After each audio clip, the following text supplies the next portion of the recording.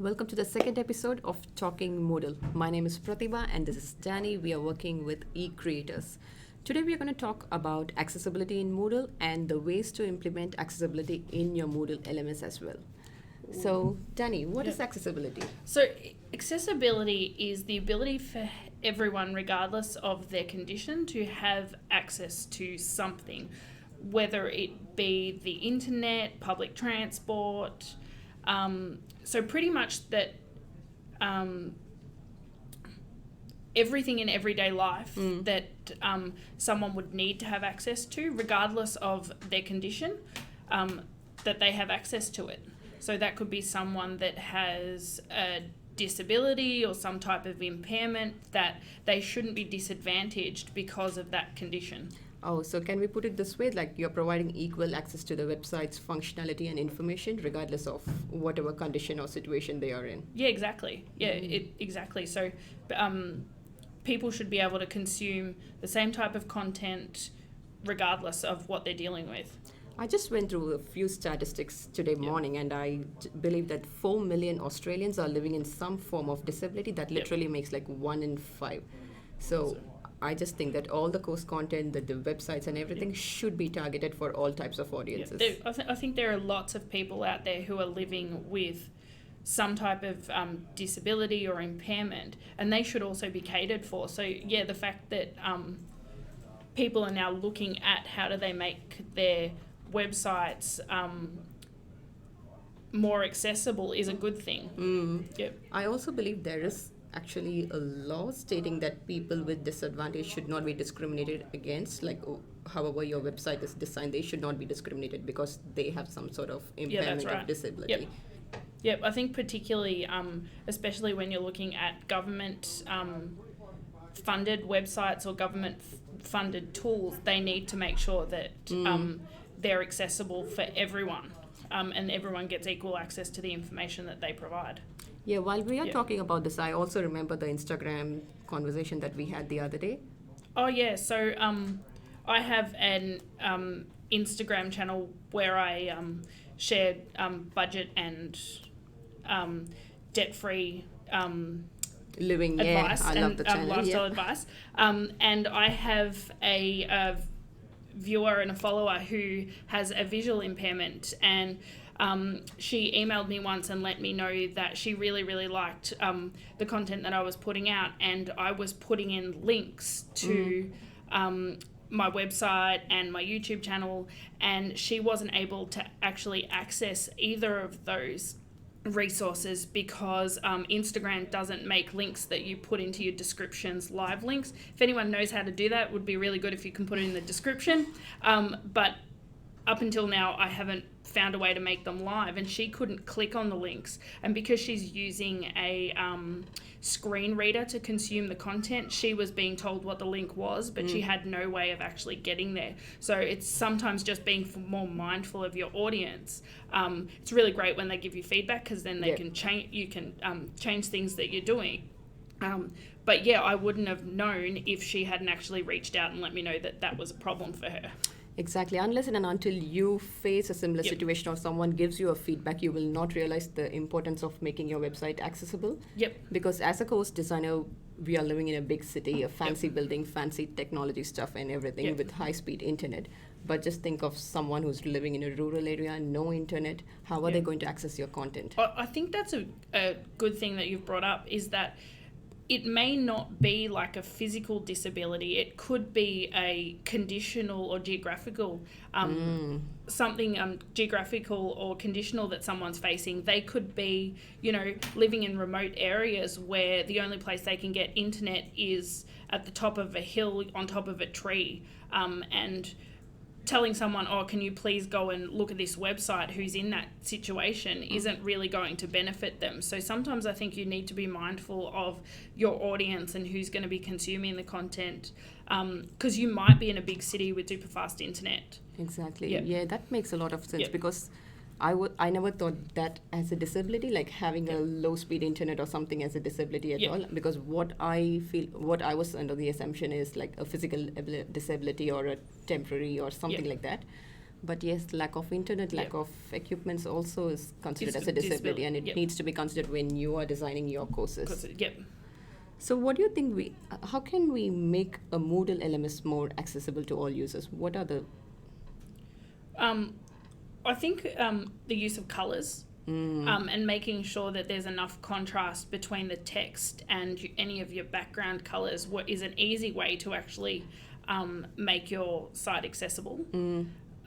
Just because if you've, even people that have really good vision might not be able to read it. So if you are catering to, which you should be catering to people who have some sort of visual impairment, they're definitely not going to be able to read it. All right, so if you're just going to have a beach background and a white text on a beach background, that makes no sense for a person with a visual disability or something like that. So the contrast matters over there. Yeah.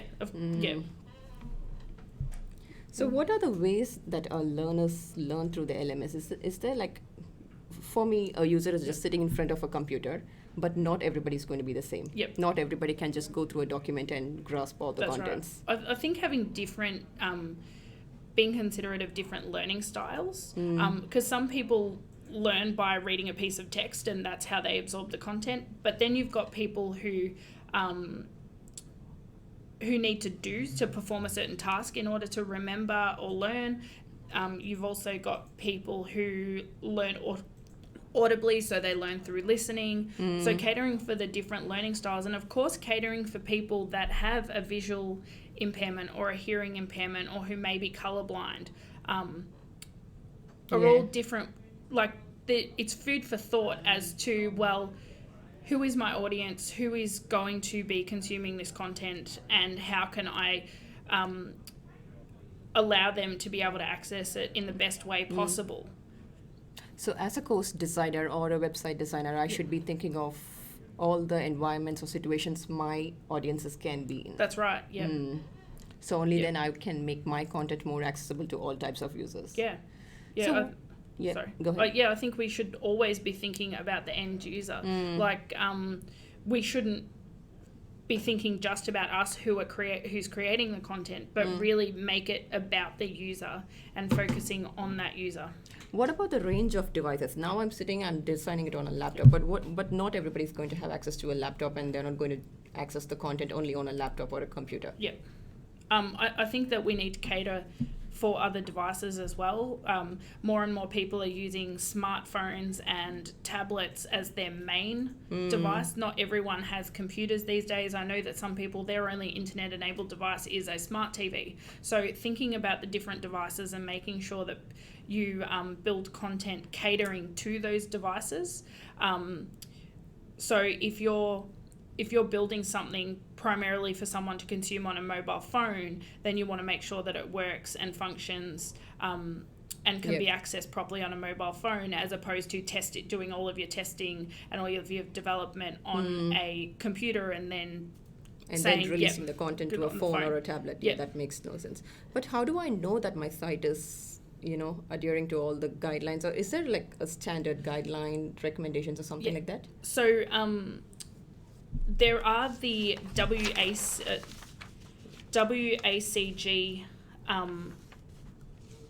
guidelines for. Oh yeah, so they're the web content accessibility guidelines. Yeah, so they have the standard recommendations on that needs to be followed. Yeah, so they have a checklist that people can go through, and they have 3 different levels of conformance. So there's A, AA, and AAA. So A being your least level of conformance, and then AAA being your highest level of conformance. Now, there are a couple of trade-offs depending on which level that you're going for. I believe, and I'm not totally across it, that AA is the most popular because with level A conformance, you're somewhat you're catering for accessibility, but you're not losing a lot of the style of your site. Whereas AAA conformance is the highest level of accessibility, but you're then sacrificing the aesthetic appeal of your sites. All right. Yeah. So you think that AA is like more practical rather than I think you get the best of both worlds with AA, but if you need to be if you need to hit the AAA standard, which a lot of government bodies need to hit, because obviously you're catering to the entire population, that sometimes with AAA compliance, they will actually develop two completely different websites. So you've got your mainstream website, and then you have a second AAA compliant website for people that have accessibility requirements. Okay. Yeah, so that is very much stripped of any kind of aesthetic. So what are those screen readers and the assistive technologies that users use?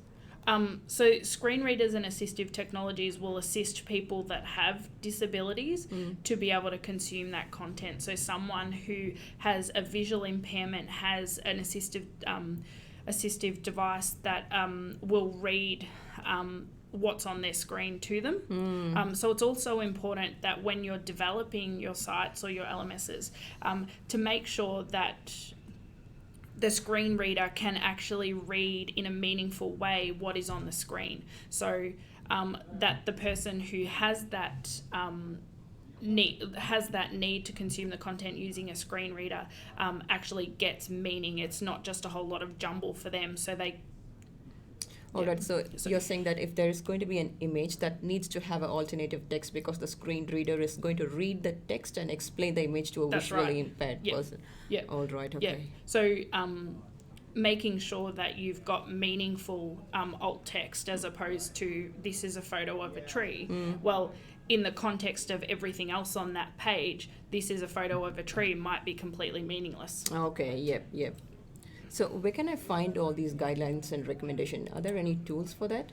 So there is a website that allows people to view the checklists, and I believe that we can actually link it down in the description after this live. So if people want to go and check that out, they can click on that link. And I also believe that the browsers, almost all the common browsers have extensions to check out all these standards. Yeah, can we trust them? I know Chrome does. I mean, you would have to also do your research. Like, I wouldn't fully trust a browser extension. Yep. You would want to also know about different ways to make your site more accessible and then be able to cross-reference with those accessibility checkers. But it's a good starting point. Like, even Moodle has a accessibility checker inside their Addo editor.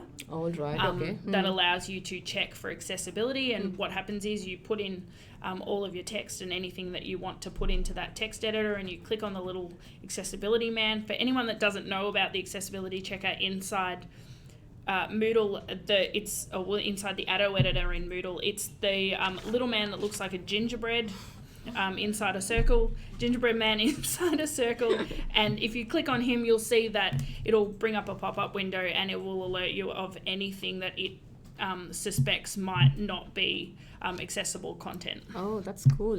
So I'm just going to come back to the type of learners again. So for me, there are like visual learners, auditory learners. For me, I'm a visual learner. I need to see something. And auditory learners, probably they can just use the hearing thing. And what about the kinesthetic learners? So inside your learning content, you might have an activity that they need to perform. Yep. So it might be that they do have audio, like some sort of audio that they listen to, or they're watching a video, and then you get them to do something. So you get them to perform a certain task that allows them to reinforce the skill set that they've just been listening to or hearing or watching.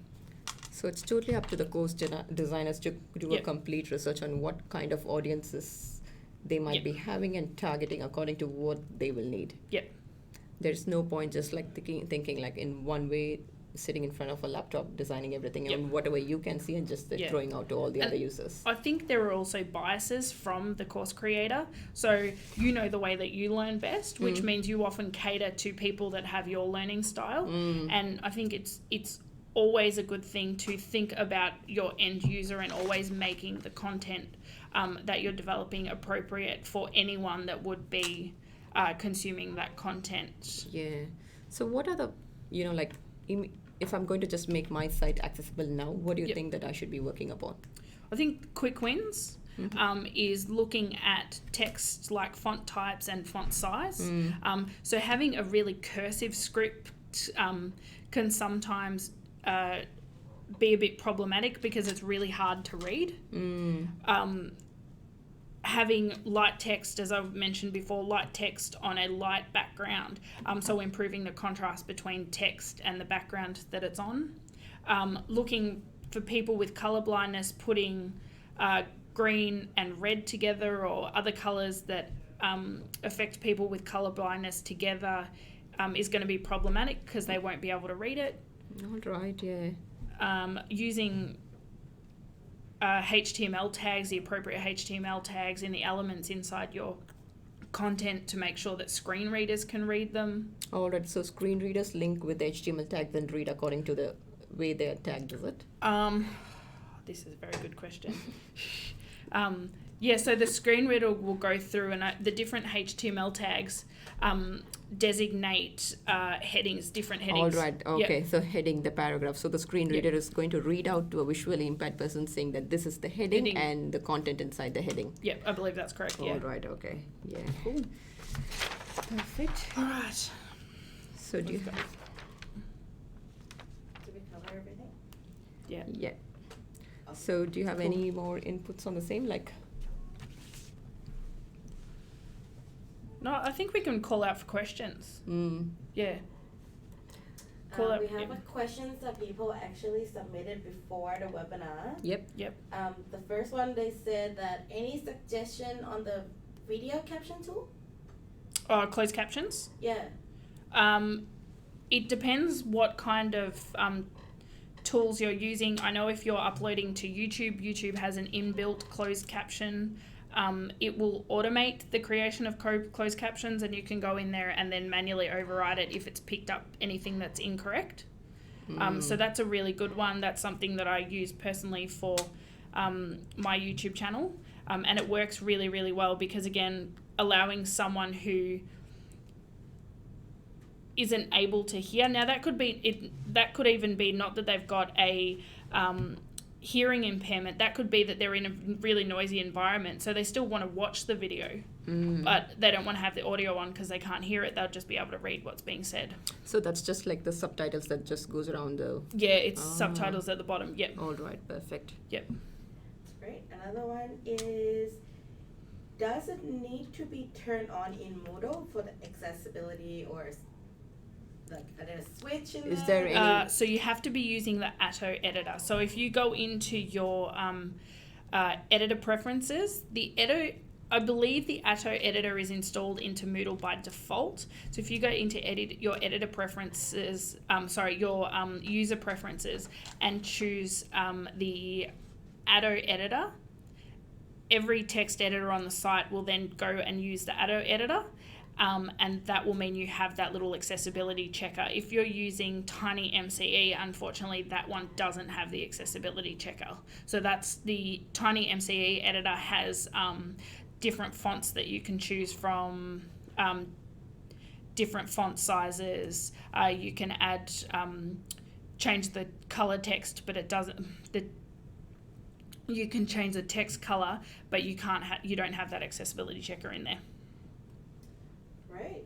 Are there any plugins or anything that can be downloaded and then used? There's only one that I know of, and it's called Accessibility Checker, okay. But from my experience, it's not that great.